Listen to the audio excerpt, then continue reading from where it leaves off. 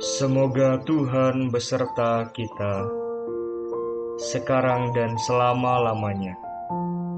Inilah Injil Yesus Kristus menurut Yohanes. Dimuliakanlah Tuhan. Di antara orang-orang yang datang ke Yerusalem untuk merayakan Paskah, terdapat beberapa orang Yunani. Orang-orang itu pergi kepada Filipus yang berasal dari Betsaida di Galilea, lalu berkata kepadanya, "Tuan, kami ingin bertemu dengan Yesus." Filipus pergi memberitahukannya kepada Andreas, dan berdua mereka menyampaikannya pula kepada Yesus. Tetapi Yesus menjawab mereka, katanya, "Telah tiba saatnya Anak Manusia dimuliakan.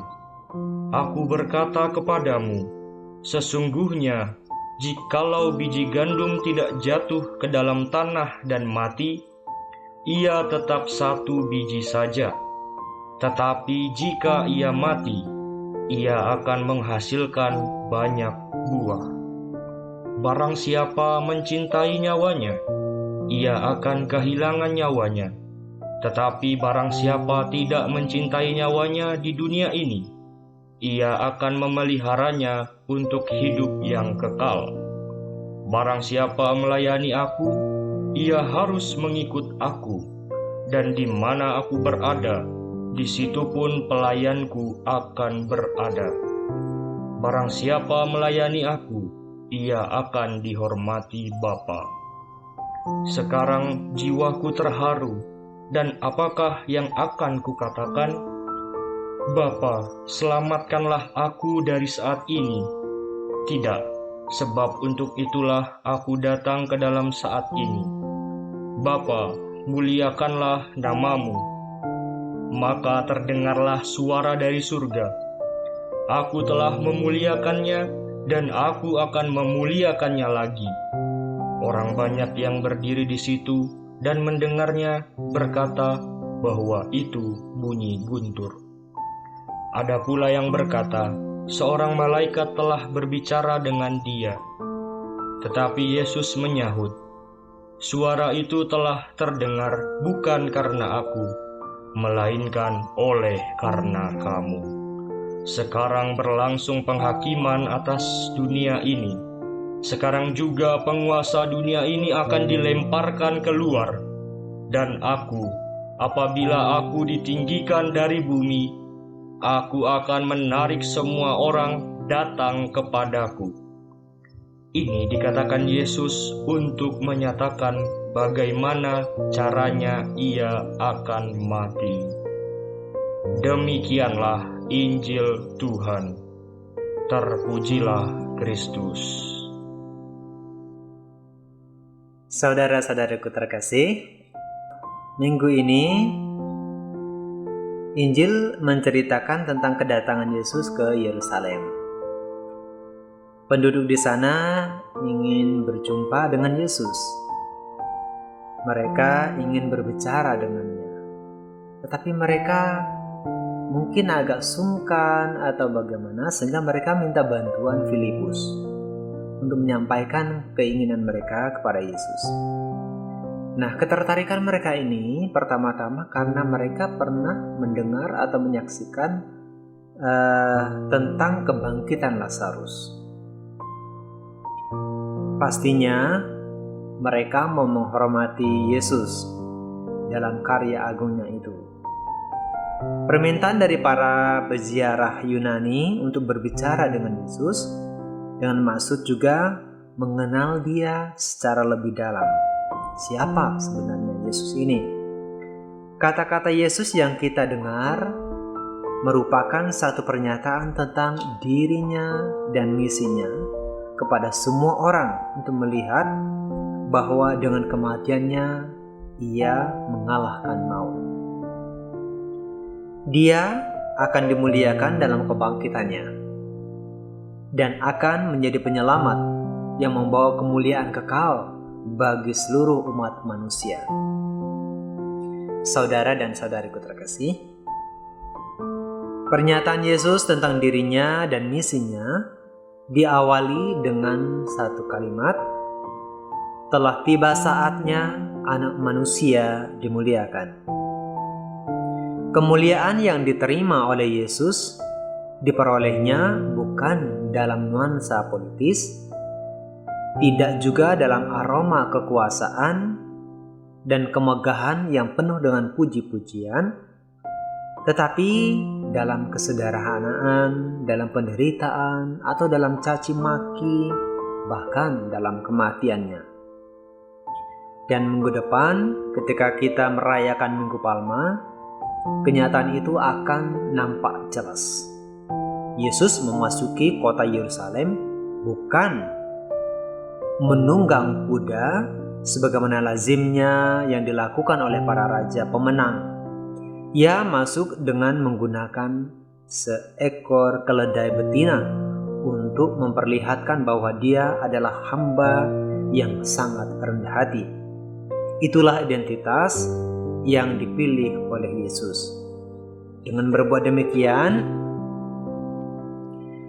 sudah mengantisipasi penderitaan dan siksaan yang akan menimpa dirinya di kota itu pada hari terakhir dalam minggu yang sama. Yesus melihat dan mengalami sendiri sikap kontradiktif dari orang-orang yang mengerumuninya. Yesus melihat mereka yang semula mengeluh-ngeluhkan dia, melambaikan daun palma, berteriak, "Hosana putra Daud, Hosana di tempat yang maha tinggi," hanya karena bujukan oleh penguasa, desakan para pemimpin.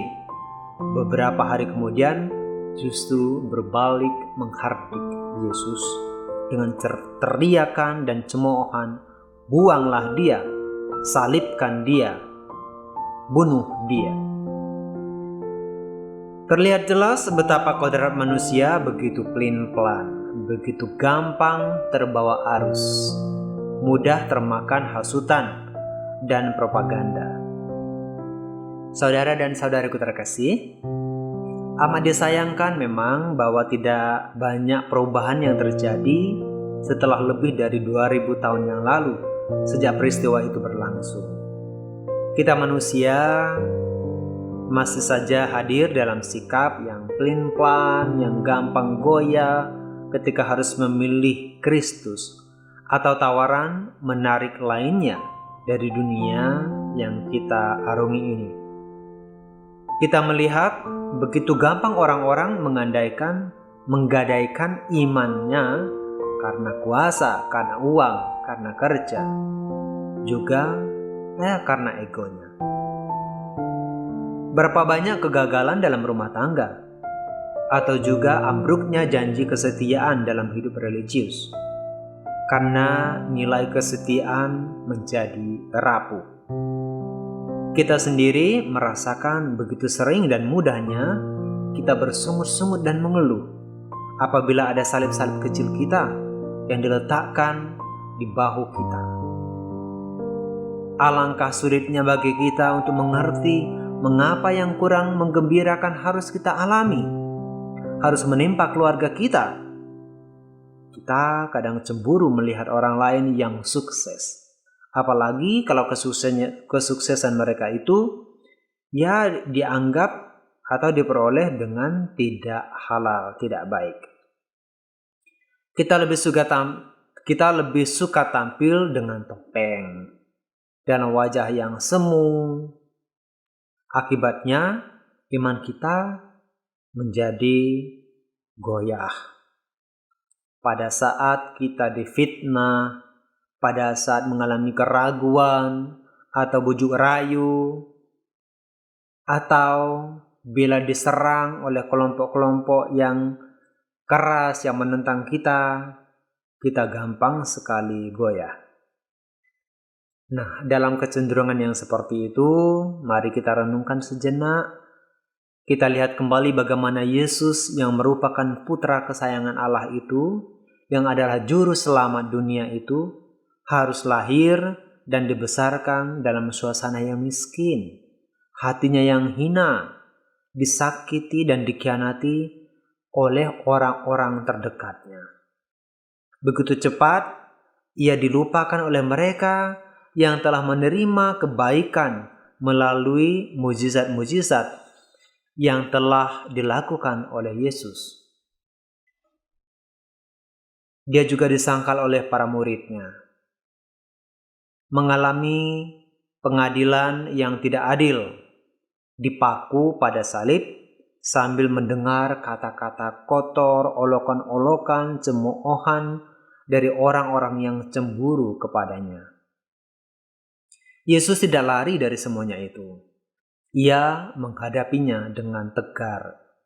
Begitulah caranya menunjukkan bukti dan hormatnya kepada Bapa. Bapa, muliakanlah namamu. Begitu ia meringkas semua yang ia alami. Bercontoh dari apa yang dilakukan oleh sang guru kita ini, maka kita ketika tergoda untuk bersungut-sungut oleh karena penderitaan yang menimpa kita, ketika ada rasa dan keinginan untuk menyalahkan Tuhan atas setiap persoalan hidup yang kita alami, sekali lagi, sempatkan diri sejenak menatap salib. Bercerminlah padanya, karena di sana kita menemukan pusat hidup kita, pikiran kita, pendengaran kita akan sabdanya yang berbunyi, barang siapa mencintai nyawanya akan kehilangan nyawanya. Ini merupakan kebenaran yang ditegaskan Kristus pada satu kesempatan yang serius ketika ia menjelaskan misinya, tujuannya,